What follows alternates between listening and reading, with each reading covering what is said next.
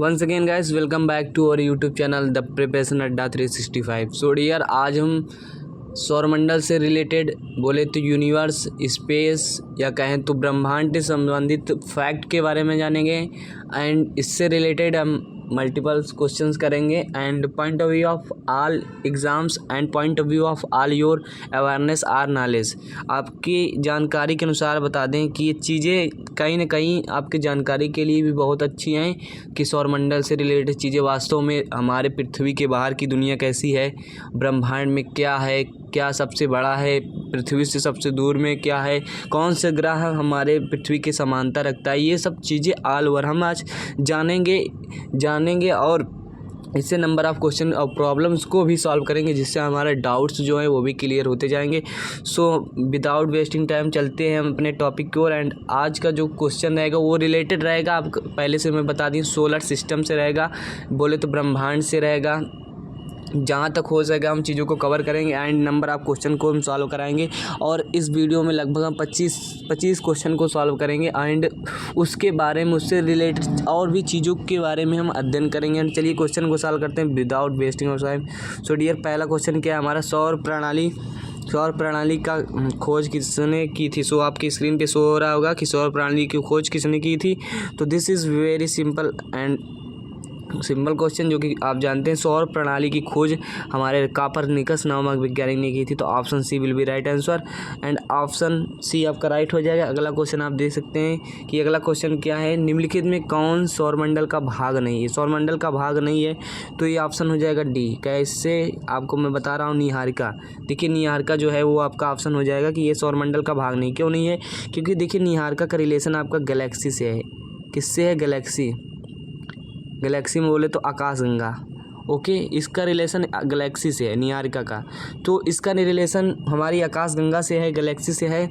तो ये गैलेक्सी, ये हमारे सौरमंडल से क्या होता है, भाग नहीं है इसका भाग क्षुद्र ग्रह है, धूमकेतु ग्रह, उपग्रह, ये सब हमारे सौरमंडल के अंदर आ जाते हैं। बट निहारिका जो है, निहारिका क्या होती है, ये निहारिका जो होती है हमारी, आपको बता दें जानकारी के लिए कि गैलेक्सी की जो प्रारंभिक स्थिति होती है ना, जब ये अपने एकदम इनिशियली स्टेट में होता है, जब बहुत ही छोटी कंडीशन में होता है, जब ये गैलेक्सी बनने वाला होता है, मतलब बन रहा होता है, बड़े रूप में आ रहा होता है, तो इसकी जो इनिशियली पोजीशन होती है वही हमारी क्या होती है, वही हमारी निहारिका होती है। तो ऑप्शन के अकॉर्डिंग, क्वेश्चन के according option D will be right answer. And move करते हैं अगले क्वेश्चन की ओर, जो कि क्वेश्चन अगला क्या है, अगला क्वेश्चन है कि अंतरिक्ष में कुल कितने तारामंडल है। अंतरिक्ष में कुल कितने तारामंडल की बात की जाए, तारामंडल की बात की जाए तो option B will be right answer हो जाएगा। लेकिन आपको ये क्वेश्चन का आंसर कहीं ना कहीं 89 जो 89 है, ऑप्शन सी भी देखने को मिल सकता है। लेकिन इस चीज़ को अगर आपको रिलेटेड डाउट भी होता है तो आप प्लीज़ गूगल कर लीजिएगा, क्योंकि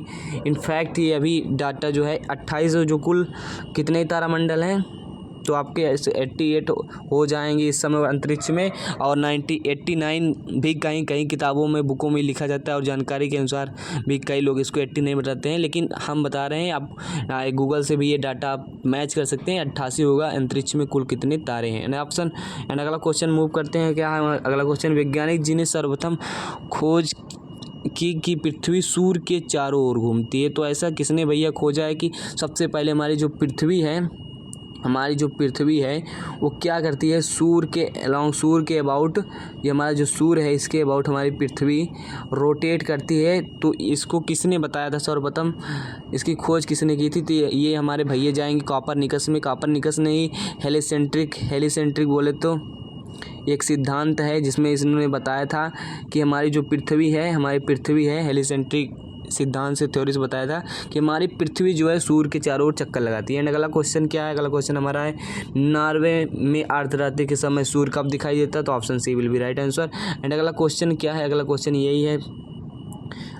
ये है गाइस कि आपका निम्नलिखित में किनके बीच की दूरी, औसत दूरी को खगोलीय एकक कहते हैं, एस्ट्रोनॉमिकल यूनिट कहा जाता है। तो आपकी जानकारी के लिए बता दें, ये चीज़ों आपको जानते भी होंगे, पृथ्वी और सूर्य के बीच की जो डिस्टेंस मापी जाती है वो खगोलीय एकक बोले तो एस्ट्रोनॉमिकल यूनिट में मापी जाती है। ऑप्शन के क्वेश्चन के according option A will be right answer. And अगला क्वेश्चन है, मध्यरात्रि सूर्य क्या है, तो इसका अर्थ क्या है। इसका अर्थ है कि सूर्य का ध्रुवीय वृत्त में देर से चमकना। Option D will be right answer हो जाएगा। एंड अगला क्वेश्चन हमारा क्या है, अगला क्वेश्चन है कि सूर्य में रासायनिक मिश्रण में हाइड्रोजन का परसेंटेज पूछा गया है। तो परसेंटेज हो जाएगा 71 एंड जो शेष परसेंटेज है वो उसमें रहेगा हमारा हीलियम और भी कुछ गैसेस आ जाती। तो हाइड्रोजन का परसेंटेज लगभग इतना है। और हमारी वायुमंडल की बात की जाए तो हम पृथ्वी के वायुमंडल नाइट्रोजन का भी परसेंटेज लगभग अप्रॉक्स ऐसा ही है। आपको ऐसा क्वेश्चन मिलेगा आगे। एंड अगला क्वेश्चन क्या है, निम्नलिखित में कौन एक तारा है। तारे की बात की गई है तो कौन सा एक तारा है, तो चंद्रमा एक उपग्रह है, शुक्र एक उपग्रह है, पृथ्वी भी एक ग्रह है, सूर्य एक तारा है। सूर्य एक तारा है, इस बात को नोट कर लीजिए, सूर्य एक तारा है। Option D will be right answer. And अगला क्वेश्चन क्या है कि सौर पृष्ठ का लगभग कितना तापमान होता है। जो सूर्य का सौर पृष्ठ होता है उसका तापमान होता है 6000 डिग्री सेल्सियस। 6000 डिग्री सेल्सियस आपका option C will be right answer. And अगला क्वेश्चन क्या हो जाएगा, अगला क्वेश्चन आप पढ़ सकते हैं अपनी स्क्रीन पे कि सूर्य की सतह पर हाइड्रोजन के अलावा जो कौन सा दूसरा बहुतायत पाया जाता है। मतलब कि जो हम जानते हैं सूर्य का जो संगठन है वो हाइड्रोजन प्लस हीलियम से है।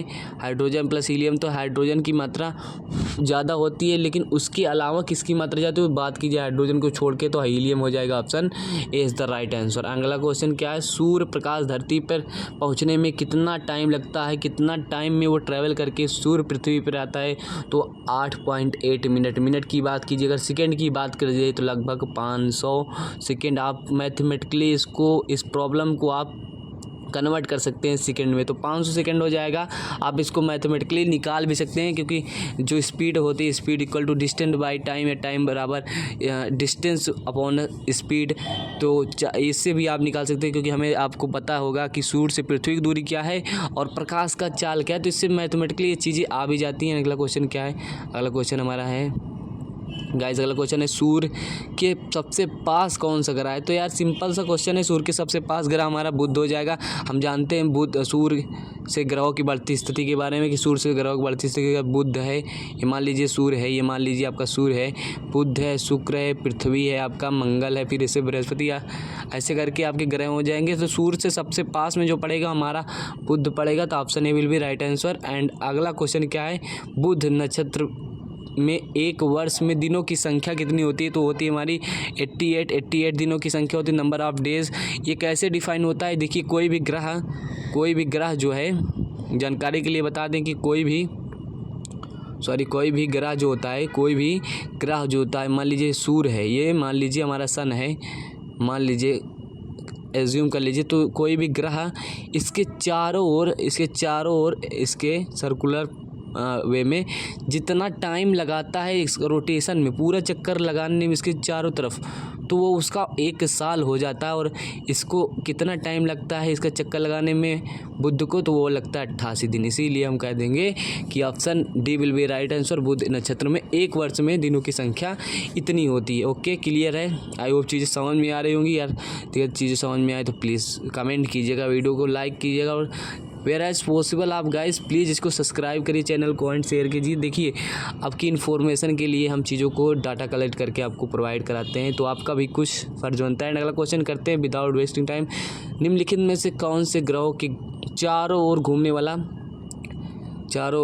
वाला देखिए क्वेश्चन मज़ेदार है, मस्त है एकदम। निम्नलिखित में कौन से ग्रहों के चारों ओर घूमने वाले उपग्रह नहीं। यार एकदम सिंपल सी बात है, जिसके कोई ग्रह नहीं होंगे उसके चारों ओर उपग्रह भी नहीं होंगे। इस लॉजिक और क्वेश्चन में मज़ेदार क्वेश्चन है। क्वेश्चन फिर से रीड कर सकते हैं कि क्वेश्चन है क्या। क्वेश्चन यही है कि निम्नलिखित में से कौन से ग्रहों के चारों ओर घूमने वाले उपग्रह नहीं है। यार उपग्रह नहीं रहेंगे तो बात कीजिए किसके उपग्रह नहीं है, यही लॉजिक है पूरा क्वेश्चन का कि किसके उपग्रह नहीं है। तो हम जानते हैं कि बुध और शुक्र के पास कोई उपग्रह नहीं है। तो ऑप्शन के अकॉर्डिंग बुध और शुक्र का सही हो जाएगा। ओके, बुध और शुक्र पे जाएगा आपका ऑप्शन। बुध और शुक्र की बात की जाए, बुध और शुक्र को पास जानते हैं हम कोई भी ग्रह उपग्रह नहीं है, प्लैनेट नहीं है। तो ऑप्शन के according option B will be right answer. देखिए किसी भी क्वेश्चन में यदि आपको डाउट होता है, कोई भी एरर लगती है तो प्लीज़ कमेंट कीजिएगा, वीडियो के थ्रू हम उसको क्लियर कर देंगे। उन कमेंट के थ्रू भी उस चीज़ को हम वेरीफाई करके चीज़ों को सही बता देंगे। एंड अगला क्वेश्चन क्या है, सौरमंडल का कौन सा ग्रह लगभग पृथ्वी जितना बड़ा है? तो बात की जाए इक्वलिटी की बात की जा रही, कितना बड़ा है तो बात की जा रही है हमारे शुक्र ग्रह। शुक्र ग्रह देखिए कुछ लोग मंगल को भी सोच सकते हैं, लेकिन ऐसा नहीं है। जो शेप और साइज़ की बात कीजिए वो शुक्र ग्रह पे ही जाएगा ऑप्शन कि सौरमंडल का जो ग्रह है हमारी पृथ्वी के जैसा है तो वो हो जाएगा शुक्र। एंड अगला क्वेश्चन क्या है, सबसे चमकीला ग्रह क्या है? सबसे चमकीला ग्रह की बात की जाए तो भी हमारा शुक्र पे ही जाएगा। भोर का तारा भी यही है, सोम का तारा भी यही है, सबसे गर्म ग्रह भी यही है, बहुत चीज़ इसमें है। और चलते हैं हम अगले क्वेश्चन की ओर, जो कि अगला क्वेश्चन क्या है, you can also see your question that show on your screen. पृथ्वी के सर्वाधिक निकट कौन सा ग्रह है? तो ग्रह सबसे निकट, डिस्टेंस की बात की जा रही कि पृथ्वी से कौन सा सबसे निकट है, तो हमारा शुक्र जो है पृथ्वी से सबसे निकट स्थित है। निम्नलिखित में से कौन सा भोर का तारा कहलाता है? भोर के तारे की बात की जा रही है तो शुक्र आपका भोर का तारा हो जाएगा। ओके गाइस, चीज़ें यदि कोई डाउट भी रहता है तो प्लीज़ करके कमेंट करिएगा, हम उसको क्लियर करने का प्रयास करेंगे। ओके, एंड अगला क्वेश्चन क्या है, अगला क्वेश्चन आप देख सकते हैं कि सुपरनोवा है। भाई सुपरनोवा क्या है? सुपरनोवा क्या है? देखिए एक मृतप्राय तारा है, ये भी इसको समझिए। मृतप्राय तारा क्या है? मृतप्राय तारा क्या है? देखिए जब मान लीजिए हमारा सूर्य है, हमारा सूर्य जब इसकी एज बोले तो इसकी स्थिति पूरी हो जाएगी जब ये एनर्जी देना बंद कर देगा, प्रकाश देना बंद कर देगा, और एक फाइनली इसकी एक लास्ट स्टेज आएगी जिसमें इसकी स्थिति बहुत खतरनाक होगी, जिससे अपने चारों ओर ग्रेविटेशनल फोर्स के कारण पृथ्वी, हमारी पृथ्वी, शुक्र और मरकरी जैसे सभी ग्रहों को अपनी चपेट में ले लेगा और एक ब्लास्ट होगा, जो स्थिति होगी वो हमारी सुपरनोवा होगी।